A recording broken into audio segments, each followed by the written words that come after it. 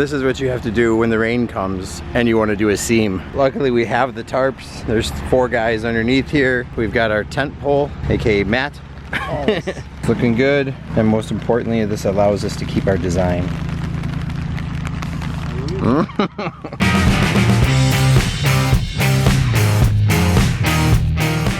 This is really cool. We're out here in Franklin Grove at a bed and breakfast called Lincoln Way Inn. This was a project kind of designed over a year ago. It's just the 3 of us today. It's me, Chris, and we got Matt over there. And so today's goal is excavation. But let me run you guys through the design a little bit. If you look over here, it looks like kind of a, I don't know what you'd call that, work in progress over there. But it used to be a big giant barn. They're going to develop that into more of like this yoga area at some point. And we've got this big pond coming up into here. So we have a 22 by 16 foot pond. I can see a little bit of the orange paint. Yeah, we got it marked out here, and then we have a stream starting all the way up by that gazebo that's going to kind of meander its way down and then dump in over there. Today is just kind of dig and get things prepped today, and then tomorrow everybody else shows up and we'll get it put in. We got 3 days to do this, and with the help of our operator here, maybe it'll happen.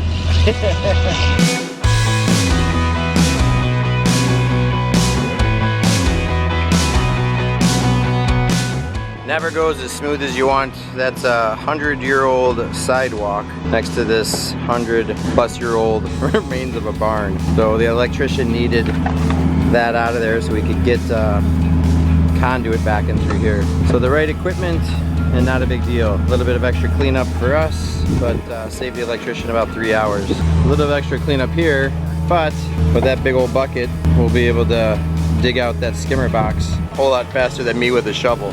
A little bit extra backfilling. You can see the ponds coming along. We got things shaped out. It's gonna be the main viewing area over there. We got some depth right off of that patio. Chris is over here kind of cleaning stuff up. This shelf is right around 12-14 inches deep. We're gonna have some cool stepping stones coming across this area. Waterfall coming in. Loving the shape of the pond. Come up this way. See, we've started already digging out part of our stream. We're gonna have a upper pool right up over here, right up to the foundation, if not even underneath the foundation of that gazebo. Hoping for a little, if grades allow, a little babbling brook that kind of comes off of this area, and then this meandering stream. We're gonna do an urn to try to draw people from that pathway. So as you look down this pathway, this way, you would see an urn right here. This is going to be a super cool project. All right, liners in, first rock is about to go. Let's see what Chris picks. Day one. Day one! Day one. Not bad for a couple guys. No, I don't think so. And an operator we've never worked with. Yeah, operator was pretty good. So we have a 25 feet from here to over there, and it's about 18 feet across. A little over 3 feet deep. I would say we have 50% of it rocked in. The harder 50%. This section right here is looking really nice. I would say I was responsible for about 80% of the rock in the pond. It's so nice to have these 2 guys to bring gravel when you need it. All right, what time is it now? 4:30. Una cerveza! Good morning, Mr. Hansen. Howdy. It's day 2 out at Lincoln Way Inn. What are we looking to get done today? I would love it personally if we can get this whole pond rocked in, steppers, start working our way up into the stream. When Juan and Micho get here, they're gonna bring our little excavator, our 303. They'll get that mobilized and over here. We're gonna continue to rock this whole back edge. So have to get the biofalls set in at some point, probably later today. Yep. But we won't do that until we set that entire back side, just so we don't cut off access and we don't want to run that thing over. So twice the equipment today, twice the manpower. Should get twice as much stuff done as we did yesterday. And like Hopefully you said, at least twice as much. and we put a big dent in it yesterday. We also didn't start yesterday till after 10 o'clock. Right? Didn't put the first rock in the pond till after 2. Yep. So yeah, I'm optimistic today. Like you said, we'll get this whole edge done over here. Once that's done, then our biofalls can come in over here. This giant pile of dirt can get moved to go around that. Stepping stones come in right into here. Once that's done, then we can move machines up into this area and start doing that stream that comes down through here. Boulders are coming. Things are happening. Let's see if we can get it done. They're also calling for about 3 inches of rain tonight, which is on par for our entire year. So it is what it is.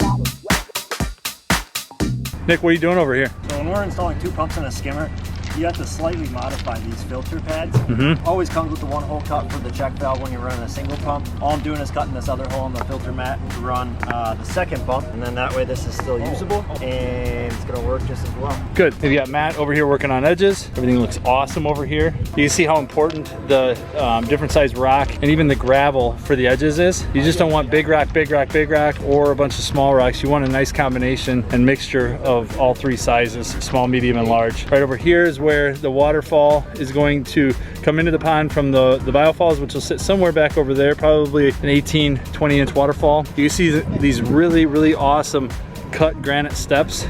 Hey Brian, why don't you explain to people the beauty of these nice cut granite steps? Sometimes just magic happens, Chris, and I'm the magic maker. Okay, so tell me more about the steps.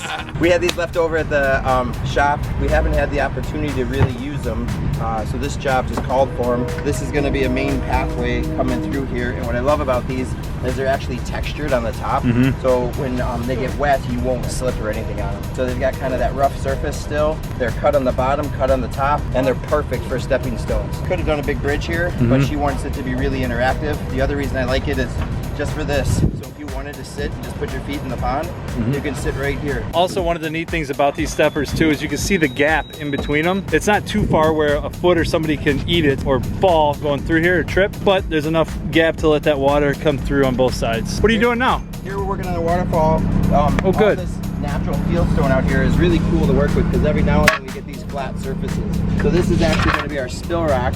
We're going out a little different than we normally do. A lot of times we set frame rock first, the other frame rock over here, and then find the thing in between. This one was so unique, it was easier to set this, get it level, and then we'll bring our other stone into it. I love that this one's already got this natural high side. The idea is we're going to try to get this one to just kind of slide down in here. Sure. Bring that out, and then over in here, there's a little round area that'll blend in really nice with all this round granite. So we'll get another one over here, get that drop to come more this way, and it should then rip around in between this joint right in here.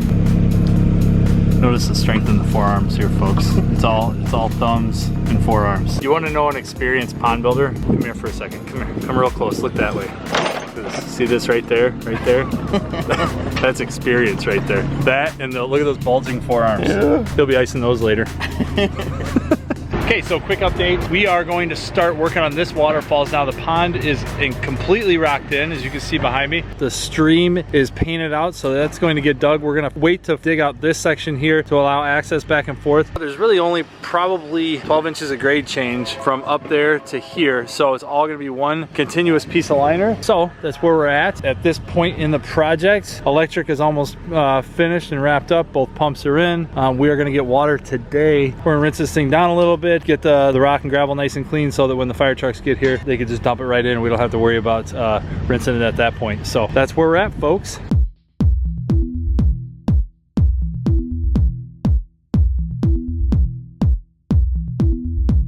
You know, it's always the first of the people that do things that get laughed at and mocked and ridiculed, but at some point it becomes a trend. It's comfy, kinda like a toe wedgie. Wedgie for your toes. What my feelings is we made okay progress today. It definitely helped having the second machine here, which was a good call. So we were able to continue to dig this whole stream out behind me, which you can see Brian and Juan did, and it meanders all the way through, and they already started. They built the waterfall coming out of that upper pooling area that'll have the urn there. We've got things tarped, which is never a good thing.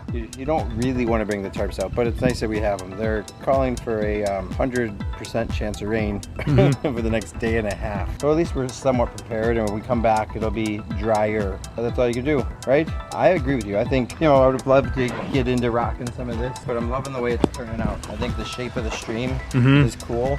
This is why we use a 15-foot wide piece of liner. Yep. 10-foot wide would never allow you to do this. Yeah. In fact, I wish I had 20. 20-foot would have really allowed us to do this. Now this is something that's important to both of us, but we take so many cues from nature, and if you have a steep slope like this, you would never see a stream go back and forth, right? The water takes the path of least resistance, and it might like go like that. The flatter the topography, especially if you ever go in an airplane, you see these flat topography, and these rivers will like come back on each other and do this. And so with this really flat topography here, we really wanted to twist and turn the stream as much as we can. And I think we pulled it off. One thing that you taught me a long time ago was, you know, put the rocks on the points, not in the little concave areas, right? Or these back curves, because then you end up losing your shape completely. So explain that to the viewers. So you can see, like, if water was coming this way, right? So in nature, you have this little babbling brook right here. Yep. It's gonna shoot all of that water this way, which is why we pulled this way out, because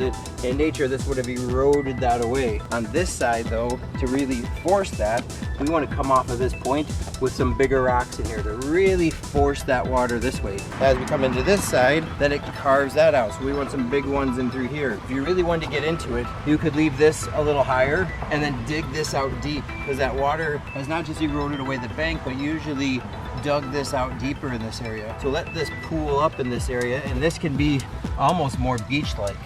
You could slope a bunch of cobbles up and through here, plant this with plants, throw in some driftwood. If you find some pieces, you can get endlessly creative with these types of twists and turns in a stream. A lot of times more creative in something like this than when you have a slope like this, which is mostly just rock. Just a big waterfall. This has a hell of a lot more movement to it.